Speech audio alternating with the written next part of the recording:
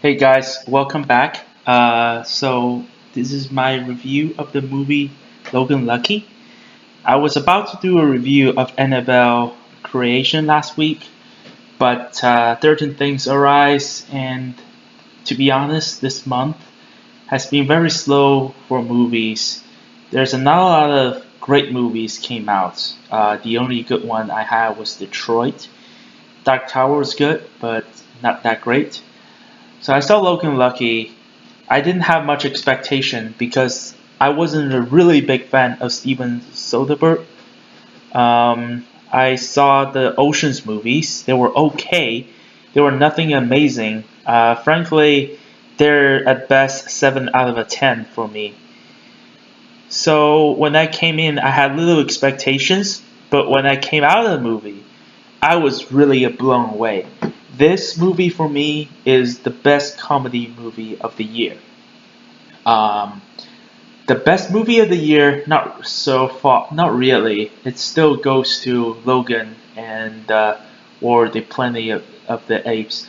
Funny how my favorite movie of the year, the two top five movie of the year involve the word Logan so far.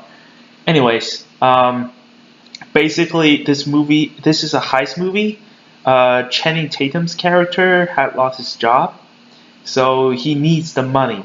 So he called upon his brother, played by Adam Driver, his sister, played by Riley Paul. That's how Kehoe. Yeah, that's how I pronounce her name. She is Elvis Presley's. I, I think Elvis Presley's granddaughter. Uh, It was also in the movie It Comes at Night, another of my favorite movie of the year, and also Mad Max Fury Road, one of my favorite all-time action movies. And for things to happen, they have to recruit Daniel Craig. Um, and yeah, so that's the basic just the movie. But the thing they're heisting was a NASCAR race, and they were underground illegal money transfer, and so they want to hijack the money transfer because Channing Tatum used to work there. That's just the movie. Beyond that, I'm not gonna deal with any more of the plot because this is a very good movie. I want you guys to see it, so I'm not gonna talk about spoiler. The thing I love about Steven Soderbergh, even though I didn't like his previous movie, was the way his editing and cinematography. His cinematography usually involved very long takes and very wide lens shot. He's the way he shoots this film is very simple and very classic, not in a negative connotation, but in a way that it doesn't involve anything too tricky. Sometimes he used the focus of the lens to show what's important and what's not important. And sometimes there were scenes he lingered on for a little too much, little details in the movie that has major progression, has a major influence towards the ending, towards how the whole movie plot goes. His movie encouraged you to think a lot. And another thing I really like about his movie is that he shows what you see. He shows, he doesn't tell you. There's not a lot of exposition. You have to piece things together. And that's why most of his movies, especially for Logan Lucky, I would strongly recommend you watch it twice. Because the way he cuts the movie together was really brilliant. Throughout the film, in the middle part, I felt it was kind of slow. But towards the end, I know why it felt that way.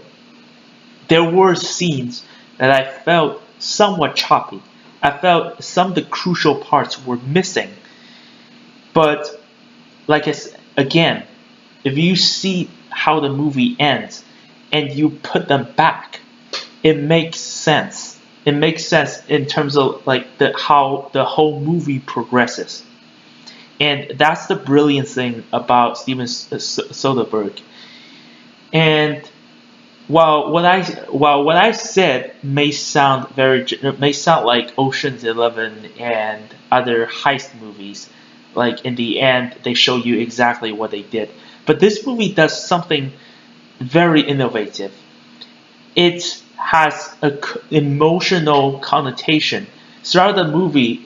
Halfway through the movie, you kind of feel like that's how the character, certain things that would happen. The movie creates an illusion of why he does that because of his emotional reason. But towards the end, it turns out that it wasn't really that.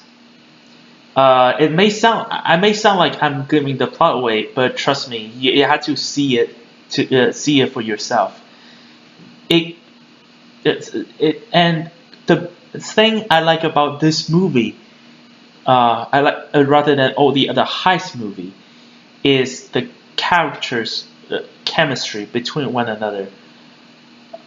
Channing Tatum, Adam Drive, and Riley Keough, they form a really good family. The way they banter with each other feels normal. It doesn't feel like a group of like rogue people that just came in together. There is actually chemistry.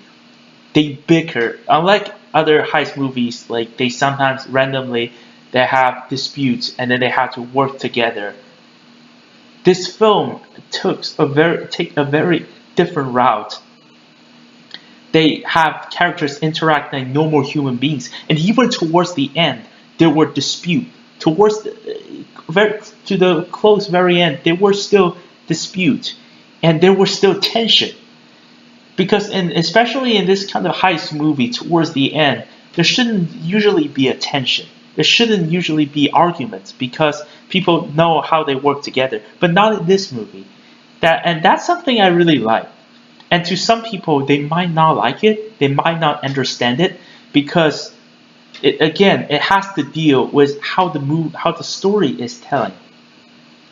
But like I said, I strongly advise patience and multiple viewing because this film would benefit from that. The other thing I really like about this movie is the humor. The humor worked really well for me, at least in my book. It reminds me a lot of the humor from Snatch, and like they created a lot of realistic scenario where things could gone wrong, will gone wrong. But unlike Snatch, in this film, the characters were using everything they got to solve this problem. Well, in Snatch, they just straight up played for comedy. The movie may look loose, but as I emphasized several times in this video already, you have to give it patience. And if necessary, you encourage multiple viewings will help. Daniel Craig was another surprising addition to the movie because the last time he played a guy with an American accent was in Lara Croft, and that didn't turn out to be so well. But here, he played a completely different character from his persona. His character is very quirky, and he offered a lot of good humor. And sometimes he showed frustration, and he has a right balance of humor and seriousness because sometimes he is dealing with some really idiots because all these people involved in the heist were rednecks. And that's another thing different about this movie. The people involved in the heist, they were not very clever people. In fact, some of them are just straight up idiots. But they complement each other. They use each other's advantage. The other heist movie was Tower Heist, but that movie has a lot of problems and the humor was not as well designed as this one. The humor, and also one other thing about the humor, here it flows very naturally. It doesn't feel forced. Do you know what I'm talking about? Sometimes in movies where there's a funny scene, the music cue just stops, and then it tells the audience to laugh. This movie doesn't do that. And this is a very intelligent movie. It doesn't tell audiences what to do. It just shows you and lets you interpret the situation for yourself. And that's why I really liked it. But there's only two minor gripes I had. One, most of the people in the film spoke with a southern accent, and sometimes it becomes very difficult to understand what they're saying. So I would want to watch this movie with subtitles because that will help me understand what they're saying. Two, some of the characters in the film were kind of a shoehorn, were kind of more like cameos rather than action actors. This, I wouldn't take point of it, but you would feel disappointed because in the trailer they do have a lot of names pop out, like Seth MacFarlane, Katie Holmes, Sebastian Stan, Hilary Swank. Basically, these characters, they don't. I can tell you this: they don't play. They don't have a lot of big roles in the film. And to some people, that could be very disappointing. But to others, but for me, it doesn't really play. It doesn't really have much trouble. Just keep in mind, you're not going to see them a lot, so don't expect too much from them.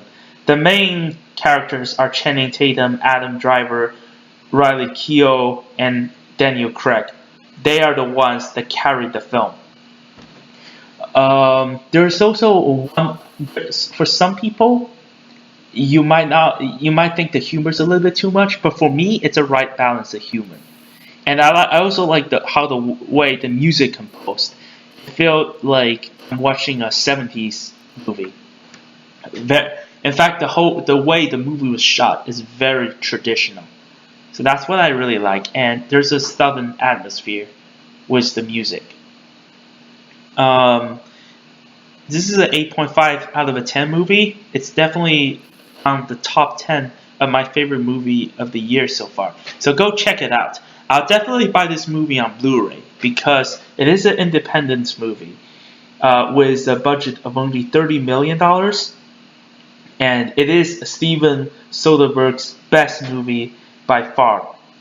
So far on Rotten Tomatoes, it's got a 93%. The critic got 77%, but on IMDb, it's 6.7 out of a 10. Honestly, I don't know what they were thinking. At the very least, this movie deserves an 8. And I do think it's a way better movie than Baby Driver, because in Baby Driver, there was a twist, and the twist didn't work out well. In Logan Lucky, there was a trick.